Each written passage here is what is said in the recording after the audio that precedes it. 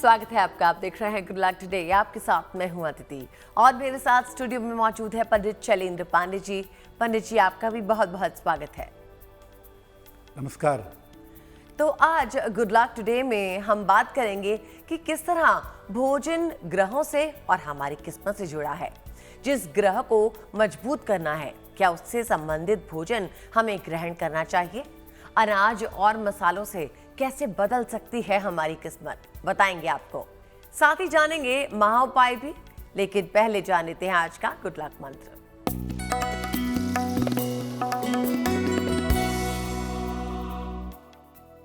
देखिए, जब भी आप भोजन करते हैं, भोजन करने के आधे घंटे बाद ही जल ग्रहण करना चाहिए।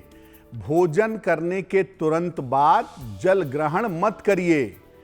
अगर आप भोजन करने के आधे घंटे बाद 1 घंटे बाद जल ग्रहण करते हैं तो इससे आपका मोटापा कम होना शुरू हो जाएगा।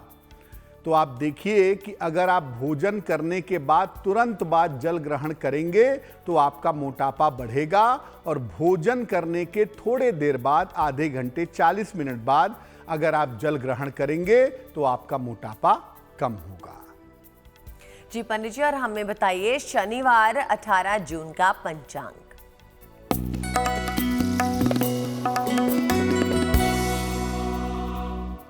दिनांक 18 जून 2022, दिन शनिवार, तिथि है आषाढ़ कृष्ण पक्ष की पंचमी तिथि, नक्षत्र है श्रवण नक्षत्र, सुबह के 7:39 तक।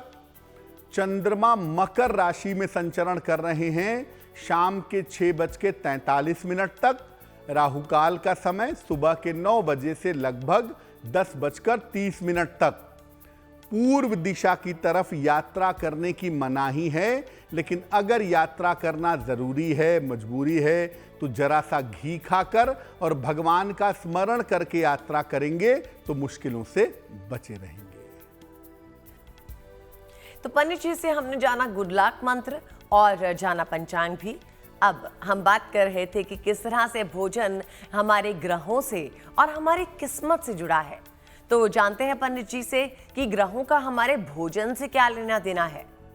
देखिए, कोई भी चीज अगर आप खाते हैं, कोई भी खाद्य पदार्थ खाते हैं, फल खाते हैं, अनाज खाते हैं, मसालों का इस्तेमाल करते हैं, ये अपने रंग की वजह से और अपने गुणों की वजह से अलग अलग ग्रहों से संबंध रखता है। चावल के गुण अलग हैं, दाल के गुण अलग हैं, उसका रंग अलग है, उसका प्रभाव अलग है। इस हिसाब से इनका जो संबंध है वो अलग अलग ग्रहों से होता है। जिस तरह का खाद्य पदार्थ हम खाते हैं उससे संबंधित ग्रह को काफी शक्ति मिलती है। अगर कोई ग्रह आपकी कुंडली में कमजोर हो और उस ग्रह से संबंधित खाना आप खाएं, उस ग्रह से संबंधित आप भोजन करें तो उस ग्रह को शक्ति मिलेगी। इसलिए जिस ग्रह को मजबूत करना चाहते हैं उससे संबंधित भोजन ग्रहण करना चाहिए। जो ग्रह खराब हो उससे संबंधित भोजन ग्रहण करने से बचिए, लेकिन जो ग्रह कमजोर हो और जिससे आपको लाभ लेना हो उससे संबंधित अगर आप भोजन ग्रहण करेंगे तो निश्चित रूप से आपको लाभ होगा। पंडित जी, हमें बताइए कि सबसे पहले हम किस तरह के भोजन की बात करेंगे जो सीधा सीधा हमारे ग्रहों से सरोकार रखता है।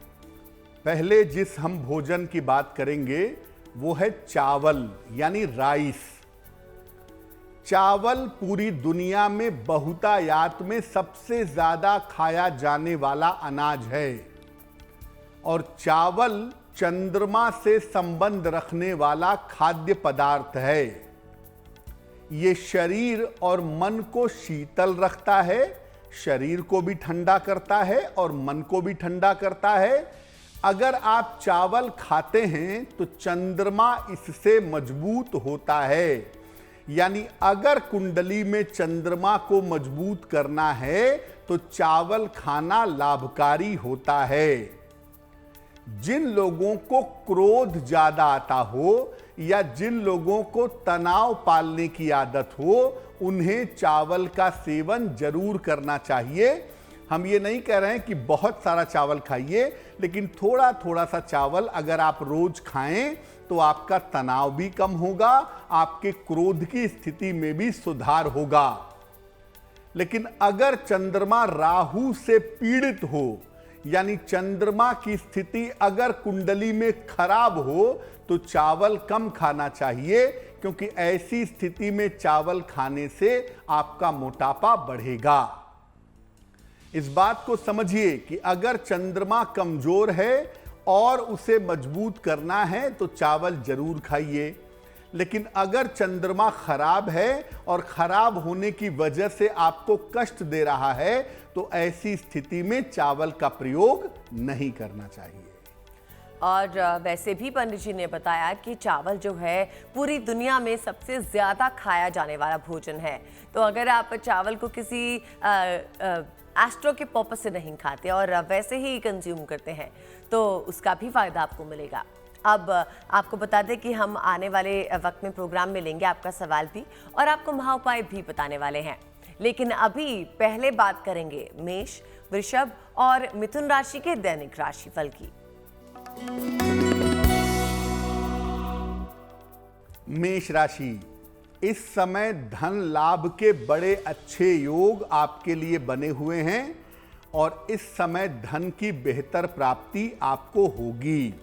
आपके स्वास्थ्य में भी सुधार होता दिख रहा है, लेकिन अपने वाणी पर और अपने स्वभाव पर नियंत्रण बनाए रखें। किसी निर्धन को अगर आप धन का दान करें तो आपका दिन काफी बेहतर होगा। शुभ रंग जिसका प्रयोग करेंगे वो होगा सफेद और भाग्य का मीटर आपको नंबर दे रहा है 75%, यानी उत्तम भाग्य आपके साथ बना हुआ है।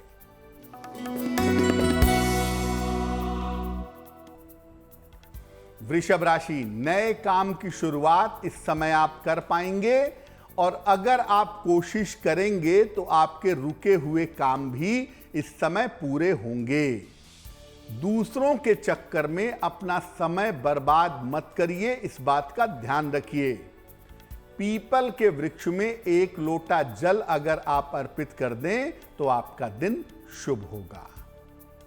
शुभ रंग होगा लाल और भाग्य का मीटर आपको नंबर दे रहा है 80%, यानी बहुत अच्छा भाग्य आपके साथ बना हुआ है।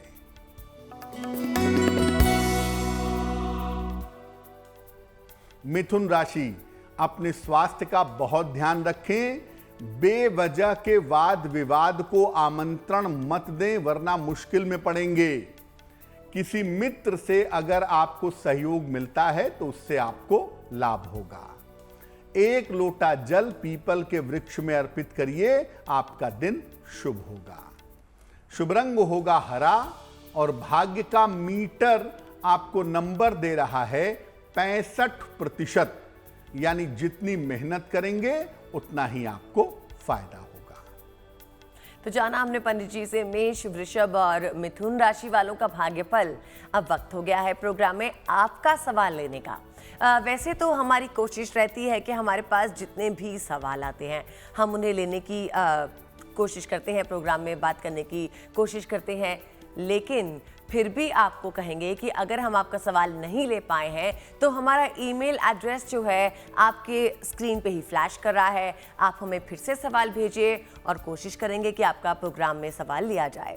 फिलहाल जानते हैं पंडित जी से कि इस वक्त हमें किसने सवाल भेजा है। पंडित जी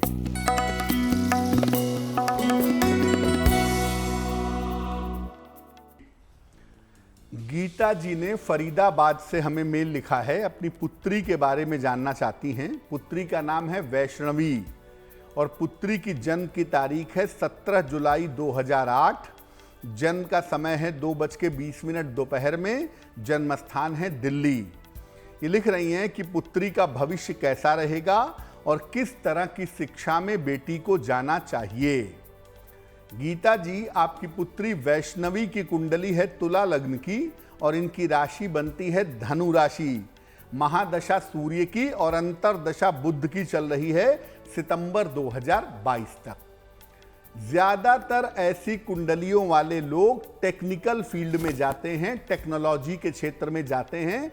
तो अगर आपकी बेटी इंजीनियरिंग के क्षेत्र में जाए, खास तौर से इलेक्ट्रॉनिक्स की इंजीनियरिंग में या कंप्यूटर इंजीनियरिंग में जाए तो इसके लिए बहुत अच्छा होगा।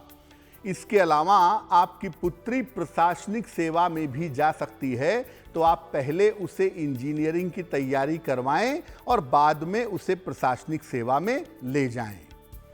स्वास्थ्य आपकी बेटी का बहुत मजबूत नहीं दिखता है। एक तो पेट की दिक्कतें हैं कुंडली में, और दूसरी आंखों की समस्या भी कुंडली में दिखाई दे रही है। तो इनका स्वास्थ्य बेहतर हो, इनका करियर बेहतर हो, मुश्किलें कम हो, उसके लिए इनको एक ओपल बनवा करके पहना दें। लगभग 8 से 10 रत्ती का ओपल चांदी के लॉकेट में काले धागे में शुक्रवार की शाम को इनको ओपल पहनाएं। और साथ ही साथ अपनी बेटी के लिए आप रोज सुबह 108 बार ओम नमः शिवाय का जप करें, तो आपकी बेटी का वक्त बेहतर हो जाएगा। और अब जानते हैं कि किस तरह से भोजन जो है, खाना जो है, हमारे ग्रहों से सीधे सीधे जुड़ा हुआ है। तो हमने बात की थी चावल की कि अगर आपका चंद्रमा वीक है तो आप चावल खाएं, उसे दुरुस्त करें। अब जानते हैं पंडित जी से कि क्या दालें भी हमारे ग्रहों से संबंध रख सकती हैं? बताइए पंडित जी। हमने बात की चावल की और आपको बताया कि चावल का संबंध होता है चंद्र के साथ। दालों का किस ग्रहों से संबंध है? पल्सेस का। देखिए, अलग अलग रंग की जो दालें हैं वो अलग अलग ग्रहों से संबंध रखती हैं। जैसे पीली दाल बृहस्पति से संबंध रखती है, अरहर की दाल, चने की दाल। लाल दाल मंगल से संबंध रखती है, मसूर की दाल। काली दाल शनि से संबंध रखती है, काली उड़द की दाल। हरी दाल बुध से संबंध रखती है, जैसे हरी मूंग की दाल।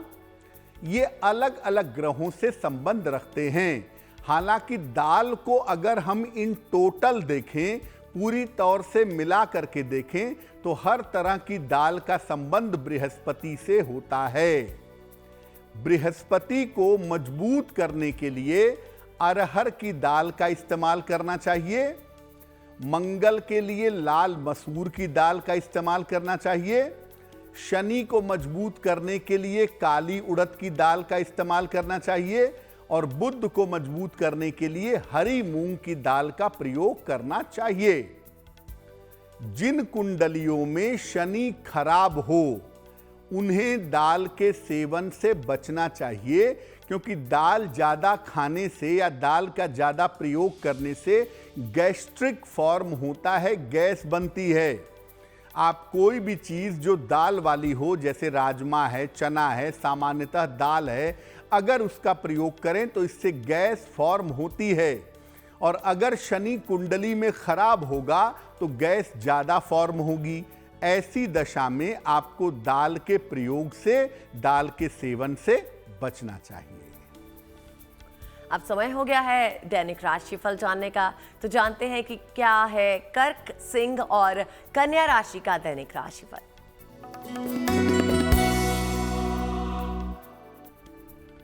कर्क राशि, आपके करियर की स्थिति में इस समय सुधार होता हुआ दिखाई दे रहा है। करियर आपका बेहतर होता जाएगा। अगर आप अविवाहित हैं तो इस समय आपका विवाह तय हो सकता है। बेवजह की चिंताएं करके आपने मेंटल डिप्रेशन बढ़ा लिया है। अपने मानसिक अवसाद का, मेंटल डिप्रेशन का ध्यान आपको रखना चाहिए। 108 बार शनि मंत्र पढ़ लीजिएगा, ओम शं शनैश्चराय नमः। आपके दिन की मुश्किलें कम हो जाएंगी। शुभ रंग होगा सफेद और भाग्य का मीटर आपको नंबर दे रहा है 65%।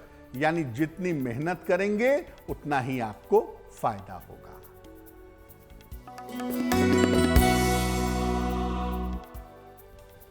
सिंह राशि, स्वास्थ्य की स्थिति में आपके सुधार होता दिख रहा है और आपके बहुत सारे रुके हुए काम इस समय पूरे होंगे। कहना यह है कि वाहन सावधानी से चलाएं तो आपके लिए बहुत अच्छा होगा। किसी निर्धन व्यक्ति को अगर आप खाना खिला दें, भोजन का दान कर दें तो बहुत अच्छा रहेगा। शुभ रंग होगा नारंगी और भाग्य का मीटर आपको नंबर दे रहा है 70%, यानी मध्यम भाग्य आपके साथ बना रहेगा।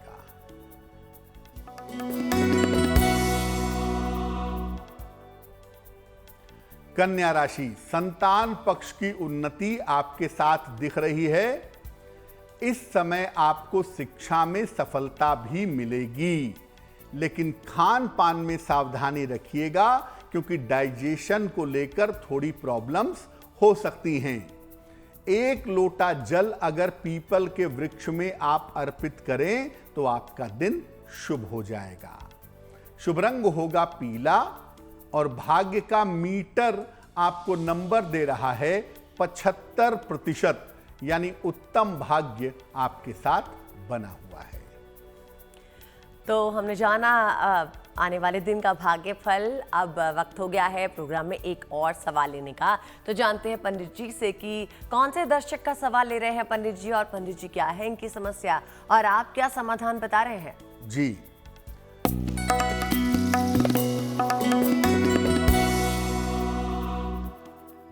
कृष्ण कुमार जी ने हमें इलाहाबाद से सवाल लिखा है। इनकी जन्म की तारीख है 27 मई 1970। जन्म का समय है 3 बजे शाम को। जन्म स्थान है वाराणसी, उत्तर प्रदेश। ये लिख रहे हैं कि इस समय मानसिक रूप से मैं बहुत ज़्यादा परेशान हूँ, मानसिक अशांति बहुत ज़्यादा है, पत्नी का स्वास्थ्य काफ़ी समय से खराब चल रहा है, क्या उपाय करना चाहिए। कृष्ण कुमार जी, आपकी कुंडली बनती है कन्या लग्न की और आपकी राशि बनती है कुंभ राशि। महादशा शनि की और अंतरदशा बृहस्पति की चल रही है 25 मार्च 2024 तक। देखिए, आपका सप्तमेश कुंडली के दूसरे भाव में बैठा है, शनि की दृष्टि है उसके ऊपर, तो ऑब्वियसली स्वाभाविक बात है कि पत्नी का स्वास्थ्य तो अच्छा नहीं रहेगा। और बृहस्पति की दशा भी चल रही है जो पत्नी के आयु और स्वास्थ्य के लिए संकट की स्थितियां दिखा रही है। साथ में आपकी 7.5 भी है, तो आपको मानसिक अशांति भी हो रही है। कुल मिला के आपका समय काफी खराब इस समय दिख रहा है। क्या उपाय करना चाहिए? देखिए, एक तो आप ऐसा करिए कि एक ओपल बनवा के पहन लीजिए, लगभग 10-12 रत्ती का ओपल चांदी की अंगूठी में, दाहिने हाथ की तर्जनी उंगली में, शुक्रवार की शाम को आप पहन लें। दूसरा काम करें, सुबह और शाम दोनों समय ओम ब्रिम बृहस्पतये नमः, ओम ब्रिम बृहस्पतये नमः, इस मंत्र का 108 बार सुबह, 108 बार शाम को जप करें। और तीसरा काम करें, हर बृहस्पतिवार किसी निर्धन को केले का दान करें या गाय को केला खिलाएं, तो इससे आपकी मानसिक स्थिति भी ठीक होगी और पत्नी के स्वास्थ्य में भी सुधार होगा। तो आशा करते हैं कि पंडित जी ने जो आपको उपाय बताया उसे करने से आपके जीवन की समस्याएं जो हैं वो कम होंगी। अब आगे बढ़ते हैं। हमने जाना कि किस तरह से दालें हमारे ग्रहों से सीधे संबंधित हैं। हमने जाना चावल किस तरह से हमारे ग्रहों से संबंध रखते हैं। अब समझने की कोशिश करते हैं कि गेहूं का आखिर हमारे ग्रहों से किस तरह से संबंध बनता है पंडित जी। जी, देखिए, अगर हम गेहूं की बात करें तो गेहूं का व्हीट का संबंध होता है सूर्य के साथ। अब देखिए, गेहूं और चावल के पकने में कितना अंतर है। जो चावल है वो पानी में ही शुरू होता है, जल से लबालब भरे हुए चावल के खेत होते हैं, चंद्रमा उसका रिप्रेजेंटेटिव है। और गेहूं का मतलब क्या है? गेहूं, धूप की जितनी परफेक्ट आवश्यकता गेहूं को है उतनी किसी को नहीं है, क्योंकि ये सूर्य से संबंधित होता है। गेहूं की बनी आप चीजें खाते हैं, गेहूं की रोटी खाते हैं, गेहूं की और कोई चीज खाते हैं, तो इससे आपका सूर्य मजबूत होता है। जिनको जीवन में शारीरिक शक्ति चाहिए, जिनको ताकत चाहिए, मान सम्मान चाहिए, उन्हें गेहूं की बनी हुई चीजें जरूर खानी चाहिए। अगर गेहूं की बनी हुई चीजें खाई जाएं तो शक्ति भी मिलेगा और सम्मान भी मिलेगा। गेहूं की रोटियां नियमित रूप से खाने से पारिवारिक रिश्ते अच्छे होते हैं। अगर आप अपने भोजन में गेहूं की रोटियां शामिल करते हैं तो आपकी फैमिली लाइफ बेहतर होती है। और अगर आप गेहूं की रोटियों का पूरा फायदा लेना चाहते हैं तो इन्हें दोपहर में खाने से फायदा होता है। अब ये समझिए कि अगर कुंडली में सूर्य कमजोर है और आपको सूर्य से फायदा लेना है तो आप गेहूं की बनी हुई रोटियां खाएं, बहुत अच्छा होगा। और अगर आपका सूर्य खराब है, आपको नुकसान पहुंचा रहा है, तो ऐसी स्थिति में गेहूं का प्रयोग कम करें। बहुत सारे लोगों को आपने सुना होगा कि गेहूं से एलर्जी हो जाती है, जिसे हम ग्लूटेन एलर्जी भी कहते हैं। ये ग्लूटेन एलर्जी तभी होती है जब कुंडली में सूर्य खराब होता है। सूर्य खराब होगा तो गेहूं का प्रयोग ना करें, और अगर एलर्जी हो गई है तो खैर गेहूं का प्रयोग कर भी नहीं सकते हैं। और कुछ ही देर में हम आपको बताने वाले हैं कि अगर किसी व्यक्ति से आप परेशान हैं तो क्या करें। लेकिन पहले जानते हैं तुला, वृश्चिक और धनु राशि का क्या है भाग्यफल। तुला राशि, अपने स्वास्थ्य का बहुत ध्यान रखिए। सेहत के मामले में इस समय लापरवाही मत करिए और धन का नुकसान ना हो, धन हानि से भी बचाव करिए। देर शाम तक आते आते आप देखेंगे कि आपकी स्थिति में सुधार हो जाएगा। किसी निर्धन व्यक्ति को अगर आप खाने की वस्तु का दान करें तो आपका दिन शुभ होगा। शुभ रंग होगा नीला और भाग्य का मीटर आपको नंबर दे रहा है 65%, यानी जितनी मेहनत करेंगे उतना ही आपको फायदा होगा।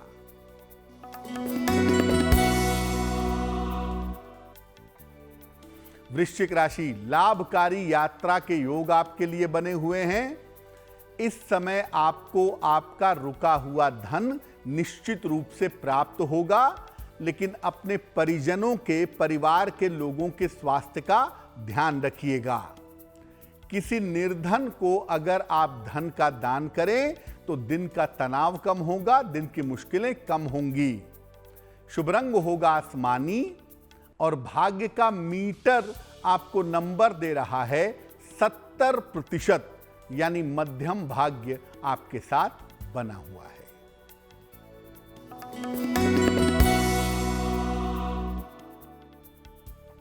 धनु राशि, करियर में आपके लिए लाभ के योग बने हुए हैं और इस समय धन लाभ की अच्छी संभावना भी दिख रही है, लेकिन कृपा करके बेवजह के वाद विवाद ना हो, झगड़ा झंझट ना हो, इसका ध्यान रखिएगा। पीपल के वृक्ष में 1 लोटा जल अगर आप अर्पित करते हैं तो आपका दिन शुभ होगा। शुभ रंग होगा पीला और भाग्य का मीटर आपको नंबर दे रहा है 75%, यानी आपके लिए अच्छा भाग्य आपके साथ बना हुआ है। और अब आगे बढ़ते हैं क्योंकि वक्त हो गया है आपका सवाल लेने का। लेकिन सवाल लेने से पहले आपको बता दें कि आपकी स्क्रीन पे ही हमारा ईमेल एड्रेस जो है वो फ्लैश हो रहा है, तो आप चाहें तो अपने सवाल हमें ईमेल के जरिए भेज सकते हैं। अब जानते हैं पंडित जी से कि कौन से दर्शक ने पंडित जी हमें सवाल भेजा है। जी,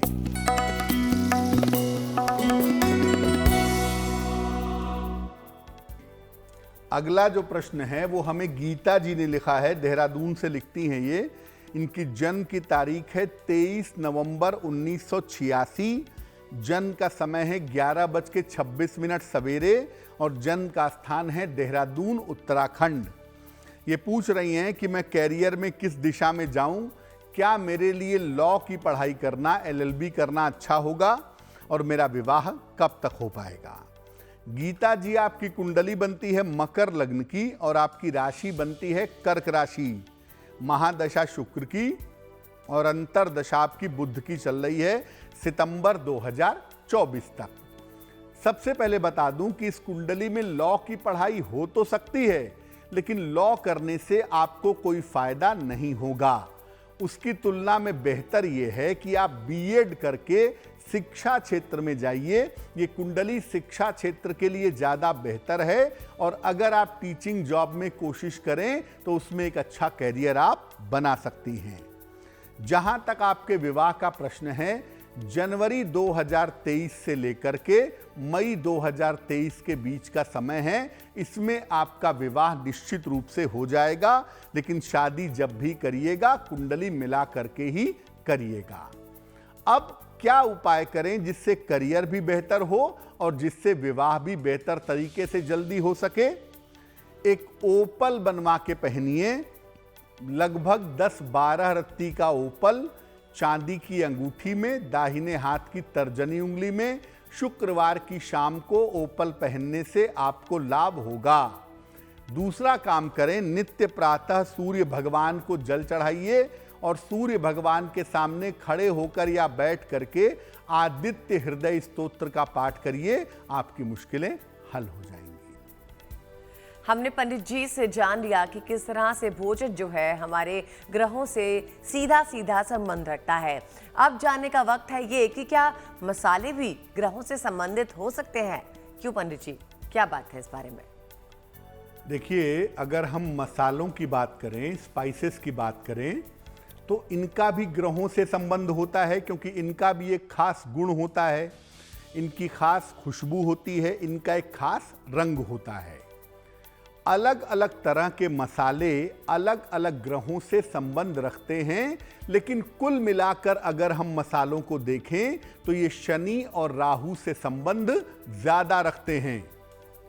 बृहस्पति को मजबूत करने के लिए अगर आप चाहते हैं तो हल्दी का प्रयोग करें, आपका बृहस्पति मजबूत होगा।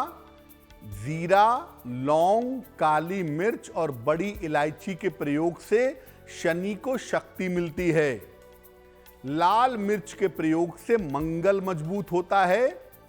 हरी इलायची और सौंफ के प्रयोग से बुध मजबूत होता है, बुध को शक्ति मिलती है। हींग, अजवाइन और जीरे का प्रयोग करने से राहु की समस्याएं दूर होती हैं। कुंडली में अगर कोई राहु से संबंधित दोष है तो मसाले का प्रयोग कम करना चाहिए, क्योंकि राहु का प्रभाव ज्यादा होगा तो आपको गैस्ट्रिक ट्रबल भी ज्यादा हो सकती है।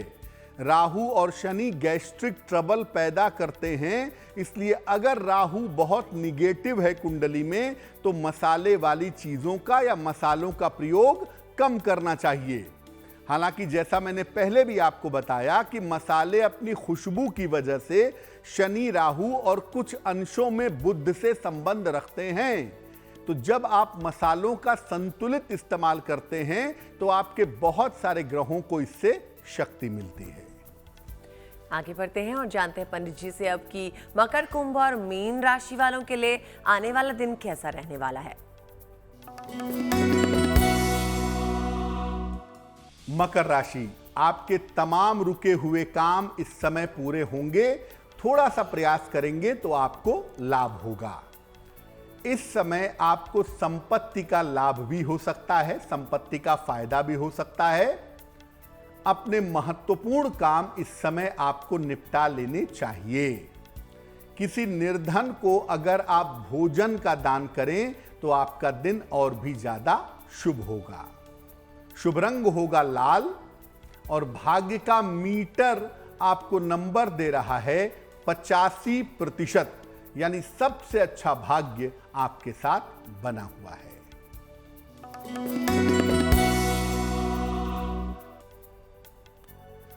कुंभ राशि, बेवजह के तनाव से बचिए। कुछ भी मैसेज भेज रहे हैं, मेल कर रहे हैं, साइन कर रहे हैं, लिखा पढ़ी के मामले में सावधानी रखिएगा। और जो कोई भी महत्वपूर्ण काम करना है अगर वो शाम के बाद करें तो आपके लिए बेहतर होगा। पीपल के वृक्ष में 1 लोटा जल अर्पित करिएगा, आपका दिन बेहतर हो जाएगा। शुभ रंग होगा सफेद और भाग्य का मीटर आपको नंबर दे रहा है 65%, यानी जितनी मेहनत करेंगे उतना ही आपको फायदा होगा।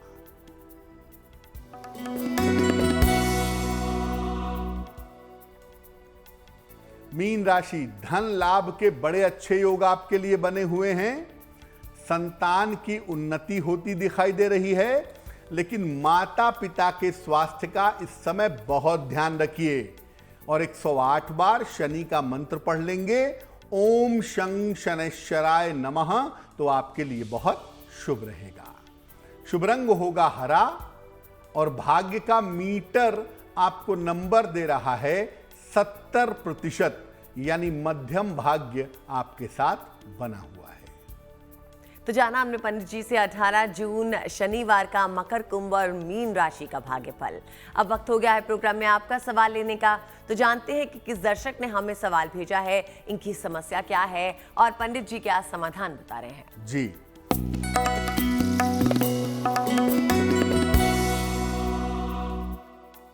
आज का अंतिम जो मेल है वो सोनम ने लिखा है हमें, इंदौर से लिखती हैं। ये अपने भाई ललित के बारे में जानना चाहती हैं। ललित की जन्म तारीख है 5 जनवरी 1990, जन्म का समय है 10:45 सवेरे और जन्म स्थान है इंदौर। ये पूछ रही हैं कि भाई का विवाह कब होगा, रिश्ते आते हैं लेकिन बात नहीं बन पाती है। वैवाहिक जीवन कैसा रहेगा और करियर के हिसाब से भाई का भविष्य कैसा है। सोनम, आपके भाई ललित की जो कुंडली है वो कुंभ लग्न की है और इनकी जो राशि है वो मेष राशि है। महादशा सूर्य की और अंतरदशा शुक्र की चल रही है 19 जून 2022 तक। देखिए, आपके भाई साहब की कुंडली में जो विवाह होने के योग हैं वो योग बनते हैं अक्टूबर 2022 से लेकर के अप्रैल 2023 के बीच में। अक्टूबर 22 से अप्रैल 23 के बीच में इनका विवाह होगा, ये संभावना कुंडली में दिखाई दे रही है, पहली बात। दूसरी बात यह है कि जब भी इनकी शादी करें कुंडली मिला करके करें, क्योंकि वैवाहिक जीवन बहुत अच्छा नहीं है और कुंडली में 2 शादियों की संभावना बनती है, इसलिए कुंडली मिला करके ही विवाह करना बेहतर होगा। करियर के हिसाब से इनका भविष्य अच्छा है। टेक्निकल फील्ड में, मैनेजमेंट या फाइनेंस के फील्ड में कैरियर बनाएंगे और करियर के हिसाब से अप्रैल 23 के बाद हो सकता है ये विदेश भी जाएं और लंबे समय तक विदेश में भी रहें। क्या उपाय करें जिससे विवाह जल्दी हो, सही हो और करियर अच्छा हो? एक ओपल बनवा के इनको पहनाइए, लगभग 12 से 14 रत्ती का ओपल चांदी की अंगूठी में, दाहिने हाथ की तर्जनी उंगली में, शुक्रवार की शाम को ओपल पहनाने से लाभ होगा। और अपने भाई को बोलें कि वो रोज सुबह और रोज शाम 108 बार नमः शिवाय का जप करें, तो उनके लिए बहुत शुभ रहेगा। पंडित जी, कुछ लोग होते हैं जो अनाज नहीं खाते, सिर्फ फलों पर या सब्जियों पर ही जो है जीवन व्यतीत कर रहे हैं, तो क्या उनका जो जीवन है ग्रहों से प्रभावित होता है? देखिए, अनाज अगर आप नहीं खाते हैं, केवल फल और सब्जियां खाते हैं, तो इसका प्रभाव भी आपके जीवन पर जरूर पड़ता है। अगर आप केवल फल और सब्जियां खाते हैं तो जो वनस्पति जगत है वो चलता है चंद्रमा से और बुध से। तो अगर आप केवल फल और सब्जियां खाएंगे तो शरीर में लिम्फ ज़्यादा बनेगा, शरीर ज़्यादा शक्तिशाली होगा, शरीर ज़्यादा स्वस्थ रहेगा, ज़्यादा ऊर्जावान रहेगा। और अगर आप साधना जगत में हैं, कोई साधना करते हैं, कोई ध्यान करते हैं, कोई उपासना करते हैं और केवल फल और सब्जियां खाते हैं, तो उससे साधना करने में, उपासना करने में भी आपको लाभ होगा। जब आप बड़ी गहरी साधना करते हैं, जब आप बड़े डीप मेडिटेशन में जाते हैं, तो धीरे धीरे अनाज का कम होना शुरू हो जाता है और धीरे धीरे व्यक्ति का जो आहार है वो फल की तरफ, सब्जी की तरफ, दूध की तरफ चला जाता है। तो अगर आप अनाज नहीं खाते हैं, केवल फल और सब्जियां खाते हैं, तो इसमें भी ग्रहों का प्रभाव आपके ऊपर पड़ेगा।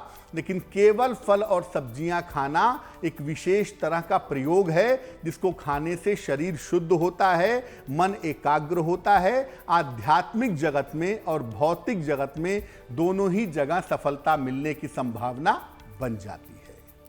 और जानते हैं कि 18 जून को यानी शनिवार को जिनका जन्मदिन है उनके लिए आने वाला साल कैसा रहने वाला है, बताइए पंडित जी।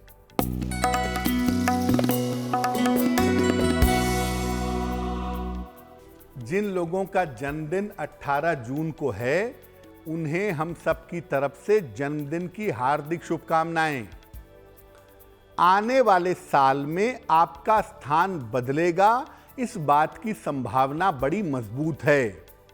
इस साल में अगर करियर संबंधी कोई बड़ा निर्णय आपको लेना है तो करियर के निर्णयों में सावधानी रखिएगा। हालांकि आप देखेंगे कि धन की स्थिति आपकी कुल मिलाकर ठीक बनी रहेगी। साल के अंत में अपने स्वास्थ्य का बहुत ध्यान रखिएगा, क्योंकि वर्ष जब अगले साल समाप्त होगा वहां आपको दिक्कतें हो सकती हैं। क्या करेंगे? पूरे साल भर हनुमान जी की अगर आप उपासना करें, ज्यादा कुछ ना भी करें, सुबह शाम दोनों समय एक एक बार हनुमान चालीसा पढ़ लें तो आपके लिए वर्ष बहुत अच्छा हो जाएगा। और अब वक्त है आज की जिज्ञासा के बारे में जानने का। जानते हैं पंडित जी से कि क्या पूजा के दौरान अगर आपको प्यास लग जाती है तो क्या पानी पी सकते हैं, बताइए पंडित जी।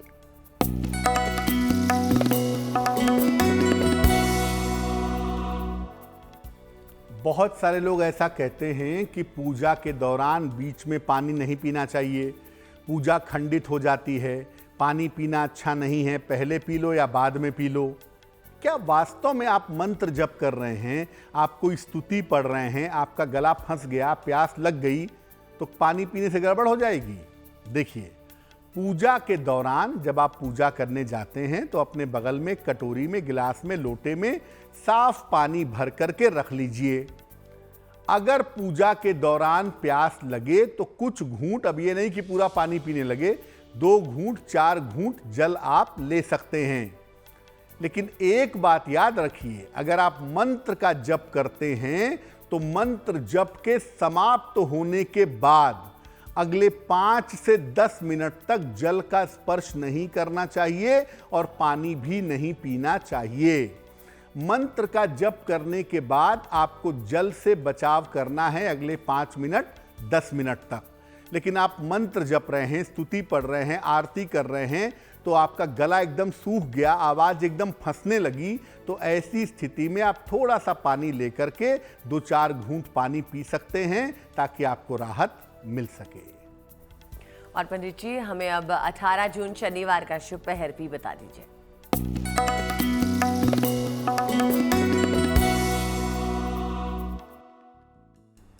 बात करते हैं शुभ पहर की। दिनांक 18 जून 2022 दिन शनिवार।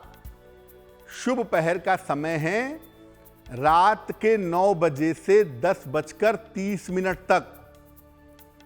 इस समय में हनुमान चालीसा का 3 बार पाठ करिएगा।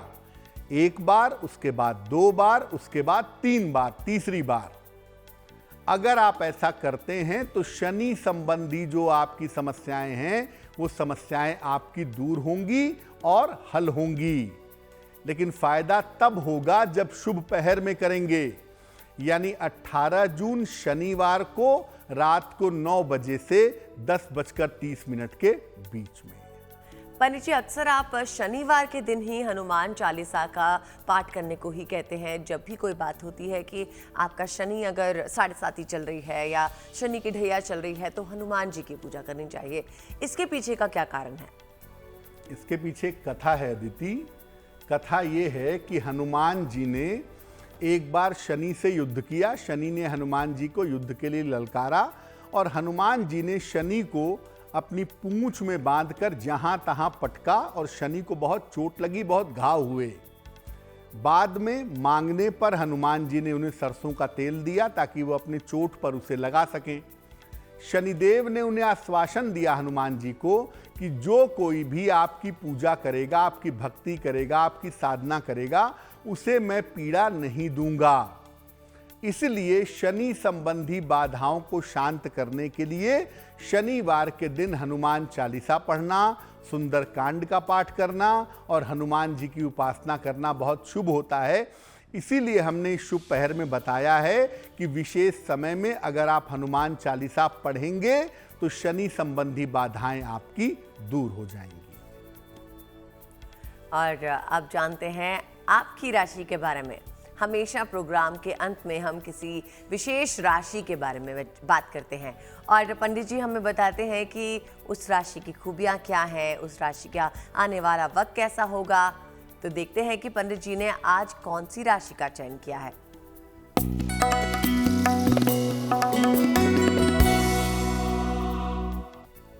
हम आपको बता रहे हैं रोज एक राशि की बीमारी के बारे में, हेल्थ के बारे में। आज की जो गुड लक राशि है वो है मकर राशि।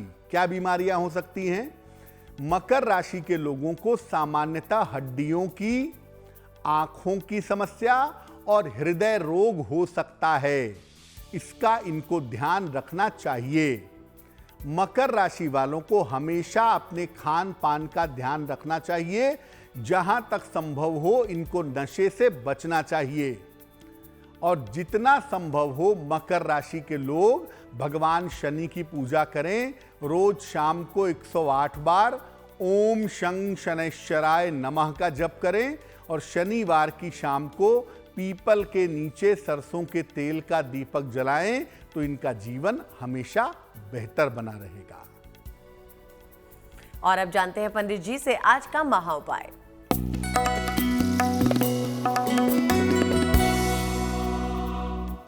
बहुत बार ऐसा होता है कि कोई व्यक्ति आपके जीवन में ऐसा आ गया है जो आपके जीवन में परेशानियां पैदा कर रहा है। आप उससे पीछा छुड़ाना चाहते हो लेकिन वो छोड़ता ही नहीं हो। किसी व्यक्ति से पीछा छुड़ाना चाहते हो तो क्या करें? शाम को स्नान करके दक्षिण दिशा की तरफ चेहरा करके बैठिए।